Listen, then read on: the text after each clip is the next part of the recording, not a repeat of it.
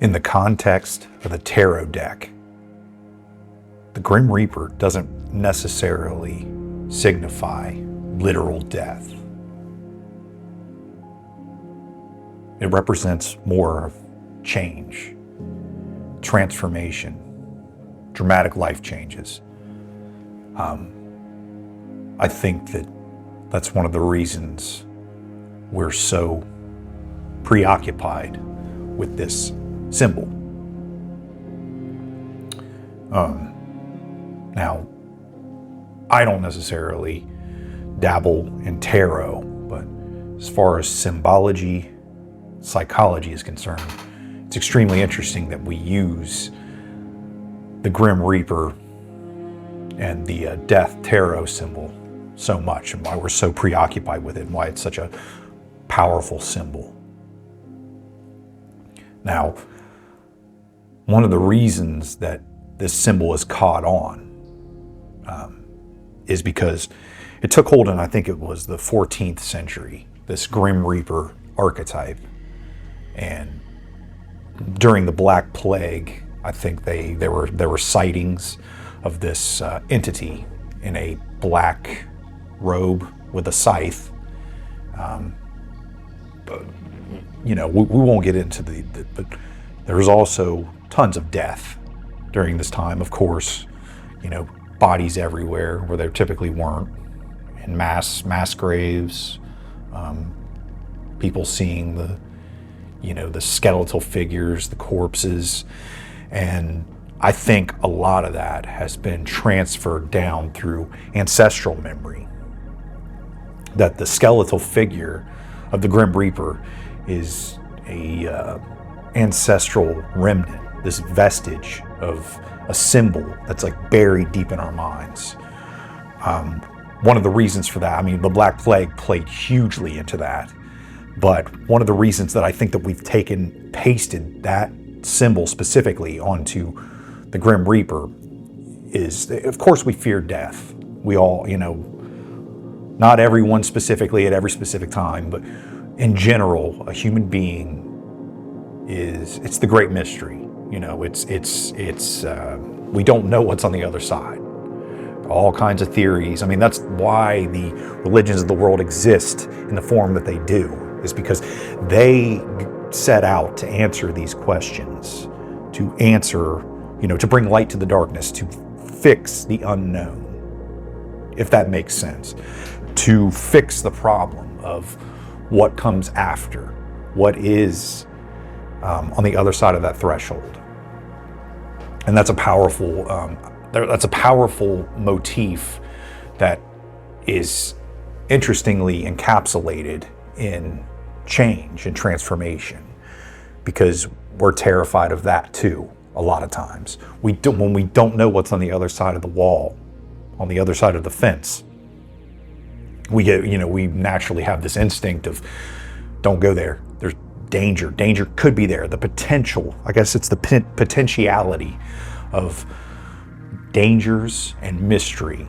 These things that we really, you can't, it's always a risk. We're always taking a risk. We can get very comfortable in our routines.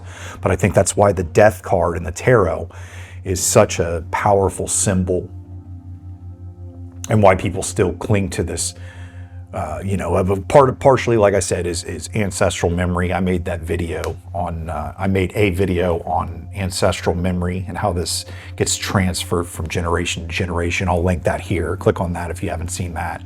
But, but beyond the ancestral memory, I think that it does, and it officially does in the tarot deck, that this symbol represents great change in our lives. And the reason, we can be completely terrified of something like that. But whenever we're talking about death, we have to remember that it's not always literal death, okay? You have to of course, Christianity talks about this, possibly other religions, but you have to, and we do this in everyday life. You have to make choices. And when you make a choice, You can look at it this way, you can conceptualize it this way, that when you make a choice, one part of you has to die. The part that wanted to make the other choice, you sort of have to discard that, and it dies, and you move on. The rest of you lives and flourishes outward, away from the dead matter, It's like if you want to use the symbol of like a snake sheds its skin, it's sort of releasing that husk, but part of you has to die. It's like death is incorporated into our reality in so many more ways and of course I'm not talking about literal death, but just the motif of discarding something, discarding part of you.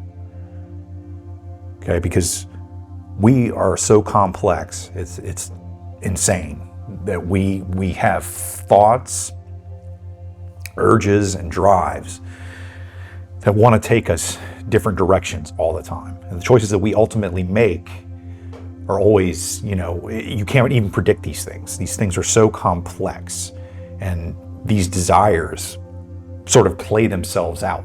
It's almost as if, I guess you could call them micro personalities. That's one way to look at it. They're like an entirely, I don't want to say new, but they're an entirely different subset of your existence. I mean, it's who you are. There are things inside you that don't even, they've proved this about DNA. There's a lot of things that you haven't been exposed to that will activate.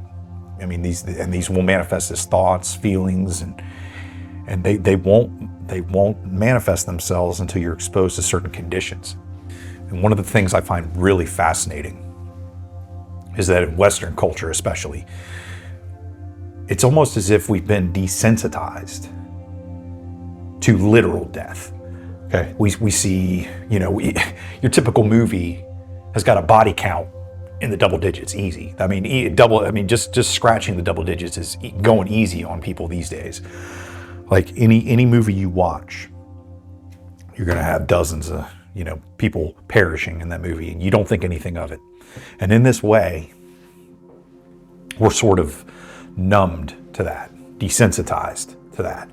And it's just so crazy because it's like this. I was thinking about it the other day, and I'm putting more thought into it now, that it's almost like this Trojan horse that to the stranger, to the other, we're desensitized to, it's their family, their tragedy. It's sort of like we're numb to it a little bit, because we see it in the movies, and then somebody else, it's like in the news constantly. 24-hour news cycle has changed this. I think they started that back in the 90s, early 90s or something, maybe late 80s.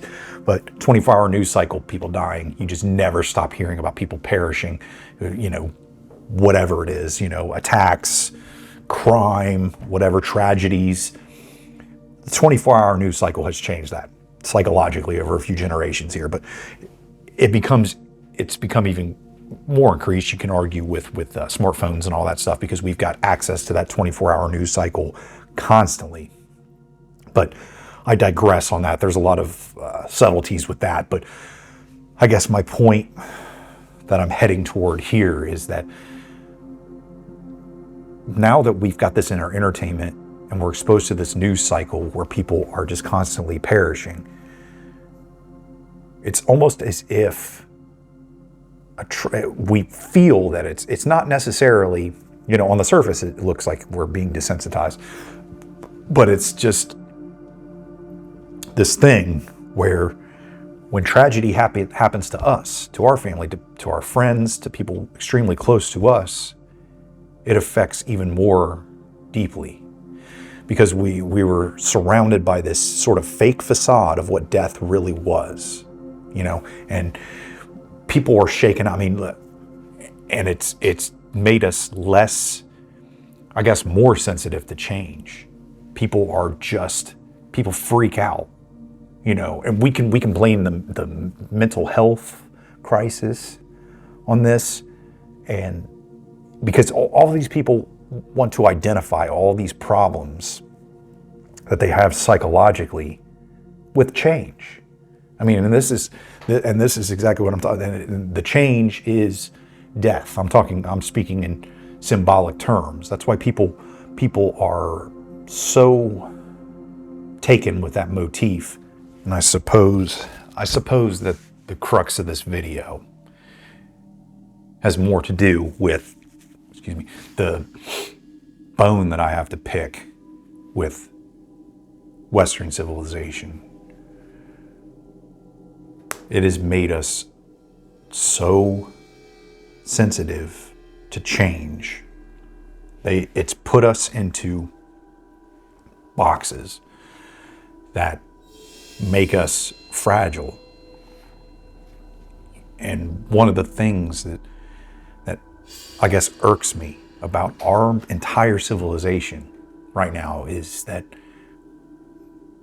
society is making us so comfortable in our current state. You know, we don't really, everything is just, the internet's made this insanely complicated that everyone is in their own little bubble. There is searching for the terminology here, but confirmation bias. You can literally Google anything, and somewhere in those search results, there's going to be something that is going to fit the criteria of your emotional state or your judgment of whatever the subject was, your preconceived notion of what it should be about, what the facts should be, what they should feel like, and that's a real problem. So it's sort of created these bubbles, these Venn diagrams in society where a lot of them don't touch. And if somebody else from one of these other bubbles comes into your bubble with some crazy off the wall idea, at least it's crazy to you, you just automatically reject it. You don't, and technology and society and civilization has taught you not to think. So what do? You scoff, joke. It's just ridiculous to you that a different idea could come along and just disrupt your bubble. And that is a serious problem. But as far as literal death is concerned, I mean, I'm not complaining, but I've been through it. I mean, I've lost a lot of people. A lot of family the last few years. And then, of course, a lot of people who weren't so close to me. They were people my age, which is crazy. I'm 40 years old. And I just hear about former classmates that are just passing away. And it's just become a subject that's kind of taken my attention. I don't want to obsess over it, but thinking a little bit about literal death. But there's also this underlying sort of, manufactured myth, like I said, that's being peddled and sort of it's programming by Western civilization to this is why it knocks us sideways so much, because they sort of give you this idea of what it's supposed to be like. It's the difference between the dichotomy between the way things are, truly what's actually occurring, the grief and anger and of the world concerning literal death and just major changes, and how we're supposed to react to that, how we're supposed to see that, and the way that society has kind of painted that picture. It's just like when they run into each other, it's just chaos. It's not the same thing. And I think that's why the mental health crisis has just ramped up. And I've just noticed a disturbingly low amount of compassion out there. Just when tragedy does strike, and you approach someone, and maybe the person, the victim or whoever was didn't get well so long with the other person is just viscerally reacts and says all kinds of disgusting, nasty things. It just kind of shocks me. And I know that capacity, I'm not saying I'm outside that or I'm better than that, but it's just when you see it on the outside, sometimes it's a little easier to see. But I think this stuff is going on inside of all of us in the Western world. And it's disturbing, and there's going to be a reckoning for that. And maybe it's already started. But yeah, those are my thoughts today. I really didn't have a script. I wanted to just kind of make a video and throw it out there and just see what you guys think. But yeah, I'd like to hear your thoughts in the comments, but I will see you all later.